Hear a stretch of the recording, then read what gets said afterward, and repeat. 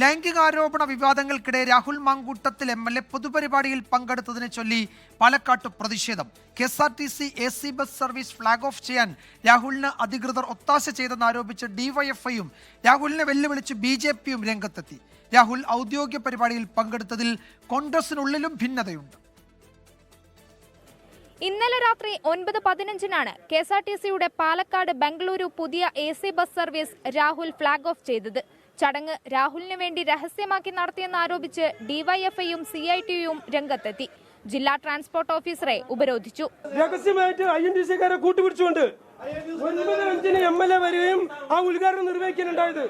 Management ചതിക്കാനും KSRTC വഞ്ചിക്കാനും KSRTC സൽപ്പേരിന് Kanthapuram തരത്തിലുള്ള ഇടപെടലാണ് പാലക്കാട്ടിലെ management ചെയ്തത്. പ്രോട്ടോകോൾ പ്രകാരമാണ് കാര്യങ്ങൾ ചെയ്തതെന്നാണ് ട്രാൻസ്പോർട്ട് ഓഫീസറുടെ മറുപടി. രാഹുലിനെ അറിയിക്കുകയാണ് ചെയ്തത്, ക്ഷണിച്ചിട്ടില്ല. പറയാന്ന് പറഞ്ഞു, പറയാന്ന് അവിടെ നിർത്തി. ഇന്നലെ രാത്രി 8:30 വൈകുന്നേരം വിളിച്ചിട്ട് ഞാൻ വരുന്നുണ്ടെന്നേ പറഞ്ഞു. എന്നോട് പറഞ്ഞു അമൃതയിൽ പോകുന്നു പറഞ്ഞു. 8:30 മണിക്ക് വിളിച്ചിട്ട് ഞാൻ ഇത്ര ഒരു ഇഷ്യൂ ഇതിൽ ഞാൻ കണ്ടില്ല. രാഹുലിനെതിരെ BJPയും രംഗത്ത്.